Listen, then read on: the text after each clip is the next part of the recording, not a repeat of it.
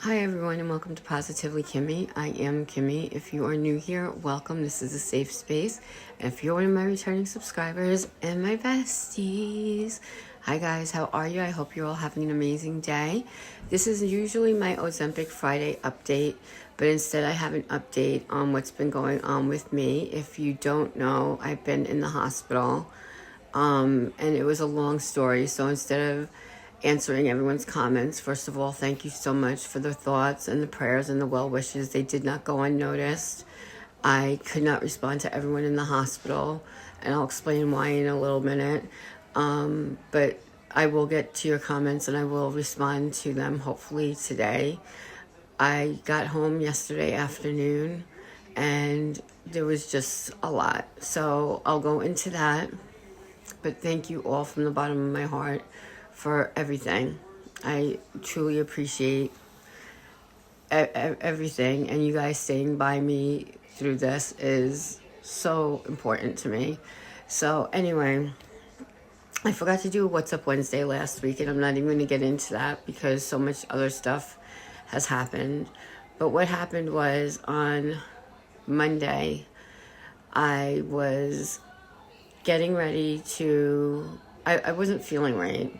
And I was like a caged animal, and I didn't know whether to get up, sit down, what I was doing. I was just in a really bad physical spot.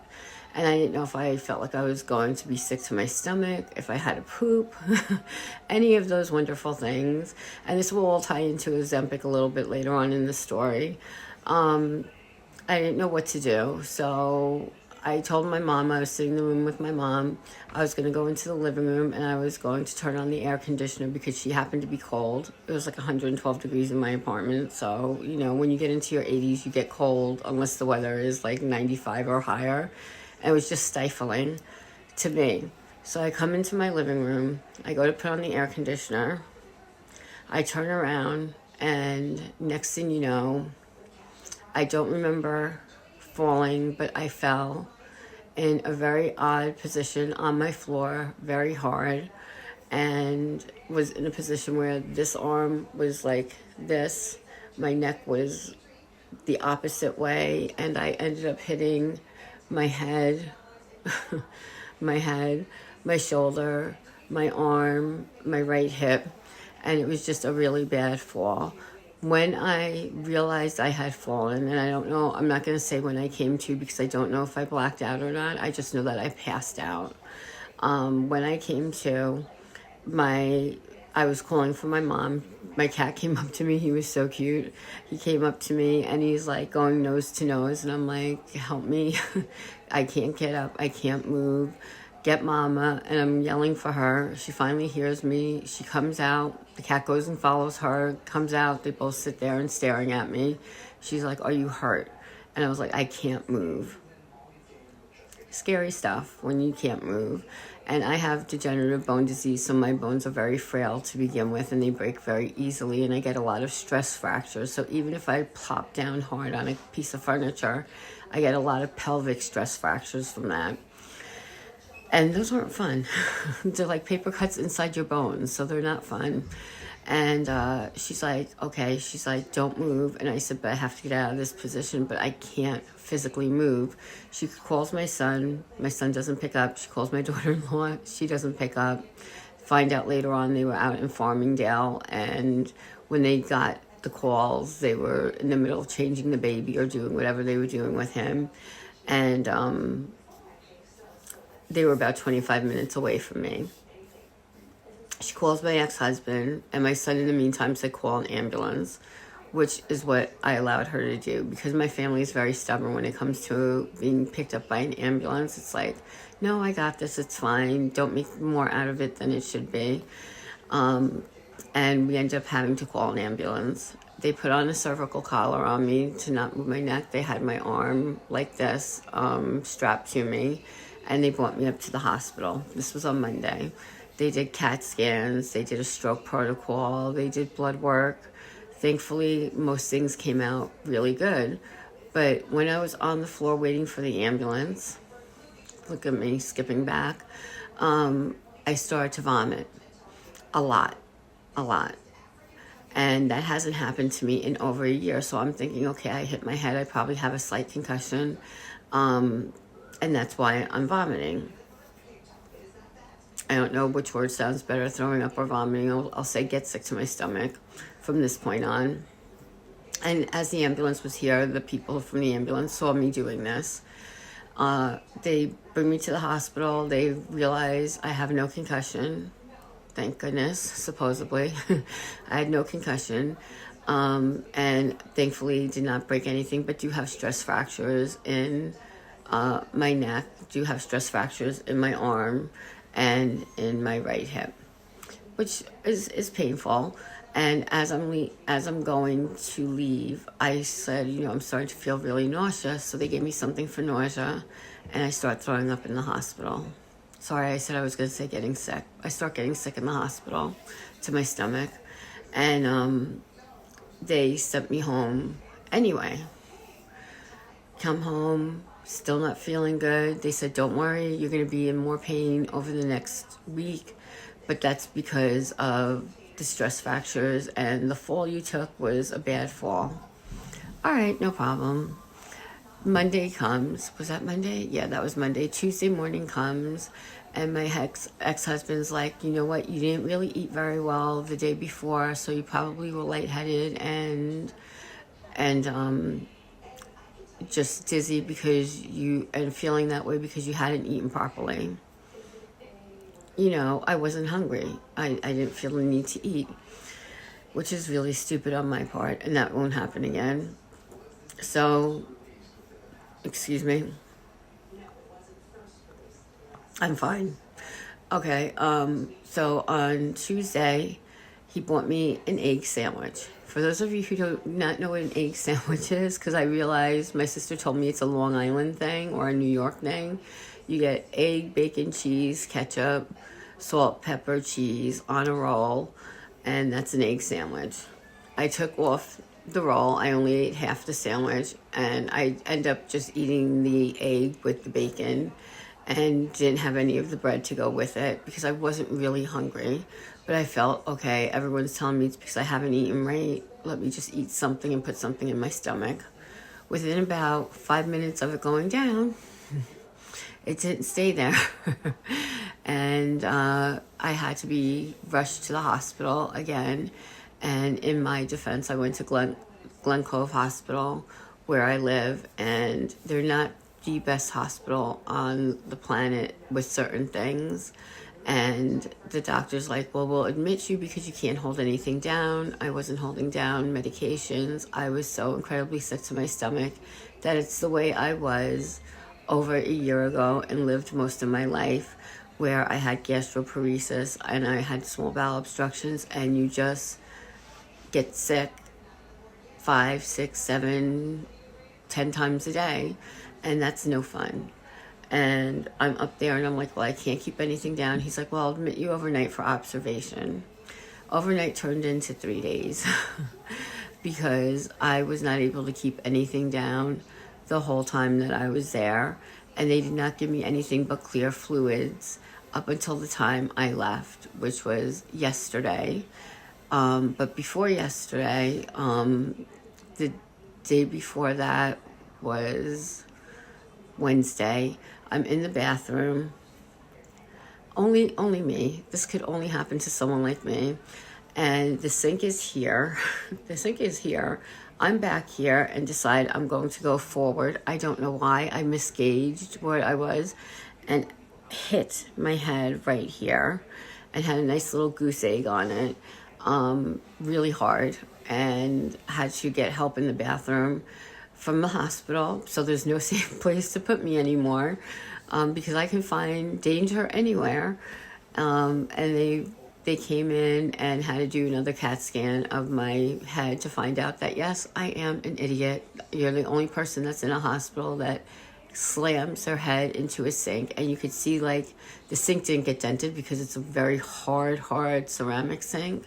But you could see where there was a little bit of blood. Not a lot came out, but you could see where on the edge where I hit myself. I call in the nurse. I say, this is what just happened to me. figuring they're going to fill out an incident report of some kind, which they never did. They never had me sign anything. And a doctor didn't come to check me. They sent me down for another CAT scan, but no doctor came in to see how I was feeling, and they gave me some ice packs for my head.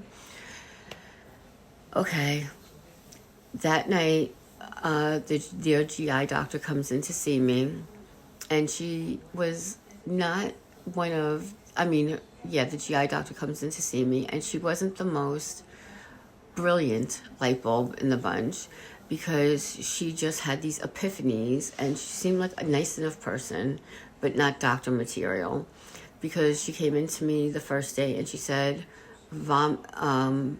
she sees me being violently sick to my stomach, and she's like, I can't wrap my head around this. I don't believe what I am seeing. There can't really be this much wrong with you. Okay, but you're seeing it. And she walks out of the room. That was my whole consultation with the GI doctor that was on call. And I'm like, call my mom, and I'm like, something's up with this doctor. I feel like I'm getting worse being in the hospital. Can you do me a favor and call my GI doctor and talk to him? Because he's known my family for 30 years. He's known me, and he knows my extensive history with the pancreatic cancer, with the revision of the pancreas, with all the things that I've had wrong digestively. And he calls my mom, and he's like, tell her I want her discharged tomorrow, and for her to be in my office by 2:30 in the afternoon. Now, this was yesterday, so this was, I had to be at his office 2:30 yesterday, so I had no choice but to be discharged because he wasn't in today. And meanwhile, I'm still not keeping anything down. I'm still only drinking clear fluid and having a real problem with it. And I tell them I have to be discharged. And they're saying, well, it's against medical advice. I said, no, it's not against medical advice, because my doctor is advising me to do this. The very next day comes, which was yesterday, and I tell the doctor on call, who's a different doctor, and I tell her, can you do me a favor and discharge me? She's like, yeah, I don't think you need to be here anymore, but have you eaten anything? And I said, no. She's like, well, we'd like you to eat something. I said, listen, my appointment's at 12:30, even though it was at 2:30, because I knew they would wait as long as possible to get me out, and sometimes getting out of the hospital can take a while. And I wanted them to know I wanted to be one of the first people discharged, and that I wanted to get to my doctor's appointment, and that I wasn't leaving against medical advice. And she said, well, I think you're fine. I don't know how. She said, I think you're absolutely fine. Should not be a problem. We're discharging you anyway, whether you want to be discharged or not. I was like, all right, fine, no problem. I come home, jump in the shower, literally jump out of the shower, and make it to my doctor's appointment at 2:15. They took me right away. My doctor spent about 45 minutes with me. He is an angel of God. He really is. He does not rush you. He is the most thorough doctor I have ever met. He goes over every little detail with you. He documents everything. He's looking at my records. One of the things they didn't do when I was leaving the hospital, though, would take my vitals. They didn't do my blood pressure or my oxygen level or my pulse, none of that. So by the time I got to my doctor, and it could have been from the sodium from the IV, because sodium drip, it's a saline drip with sodium in it. It could have been that. I didn't lose any weight in the hospital. I didn't eat for 3 days and come home and I weighed more than I did with my last Ozempic update. Which, whatever, I'm not concerned about my weight at this point. I get to his office and my blood pressure is 146 over 106. He didn't even acknowledge that because we got so into other things that I forgot to tell him about that. They ordered me potassium because my potassium is normal, but just normal. So if I start to get sick again, I am to take the potassium because my levels will be off and I need to put more electrolytes in my body. But potassium is, if you don't swallow the pill, and the pill's like this big, and that's not an exaggeration either. If you don't swallow the pill and you have to chew it, it tastes very salty and can make you very nauseous. And if they do it by IV in the hospital, then what they do, it burns a lot, and it's very hard to do it as slow as they do it. You have to keep, cold compresses on, and it's just very painful. So if you can take it by mouth, you're better off. If you can swallow it, terrific. But they knew if I swallowed the potassium that I was gonna get sick again. Finally get out, when I spoke to my GI doctor, what we're gonna do is he gave me Compazine suppositories so that this way I can't throw it up and everything can sit in my system, and this will get my system from a different end, and I should be okay. Now, I haven't gotten sick since yesterday afternoon at 3 o'clock, so it's almost 24 hours. It will be 24 hours shortly, and I'm really happy about that. I'm just really tired, so I'm going to rest for a while and see what happens. Right now, I'm not nauseous. I did eat something today, and I took it easy. I only had half a baked potato because I wanted to put something solid in my system, but that was soft and digestible and, something that I didn't think would get me sick. So I did that, and that stayed down. So we're keeping our fingers crossed. Otherwise, we have to go for an endoscopy, and we might have to be back admitted to the hospital, and go further from there. I think, and my doctor thinks, because all this vomiting started after I hit my head, that it's from the head injury when I fell, and not the Ozempic, because my mom said, ask him about the Ozempic, you have all the side effects. I said, yes, but I haven't had any side effects from Ozempic other than extreme poop and extreme constipation. And she's like, no, I know it's the Ozempic. I've seen all the stories. I said, well, then you haven't watched my videos, because you would see what side effects I've had. And those are the only 2 side effects I've had other than being tired. I said, so I don't understand whose videos you're watching, but you're watching all the wrong ones. And if you talk to me about it, and she's like, well, you went up on the dose. And I've been on the 2 milligram dose before, and I've never had a problem. So I decided this week that I wasn't going to take the Ozempic for this week. And then I'll start on the 1 milligram next week, because I want to give my stomach time to rest. And that's what I'm going to do. And just watch what I'm eating. I'm not going to eat any salads this week, no matter how much I'm craving them, or any harsh vegetables. I don't want to do anything that's uncooked vegetable or anything like that. So I'm trying to eat smart and have some protein, mostly just chicken, not fish. I'm not a fish person. I can do eggs sometimes they bother me. And that's what I'm going to be doing. So there's no Ozempic update for this week. I did go to the doctor's office yesterday, and he weighed me on a doctor's old-fashioned scale, the one that had the slide things. And according to them, I'm exactly 200 pounds. Last time I talked to you, I think I was 198. But in the hospital, they told me I was 215, and I was like, there's no way. And I felt like such a fraud. But now that I know exactly where I am, my scale says the same thing. I don't know how I gained weight in the hospital, except for all the drugs they were pumping me with had a lot of salt. So if I get rid of the salt, then I should get rid of the excess fluid, and that should bring me back down to where I was.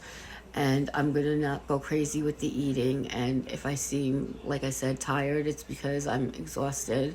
It was a long day, and that's it. This is probably one of the longest videos I've done.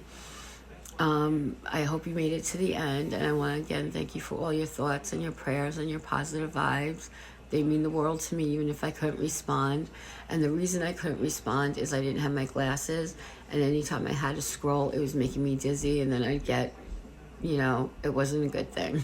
So I could not go on YouTube as much as I wanted to. I couldn't answer anything. But now that I'm home and I have my glasses and I'm feeling better, I should be able to do these things. My back is killing me.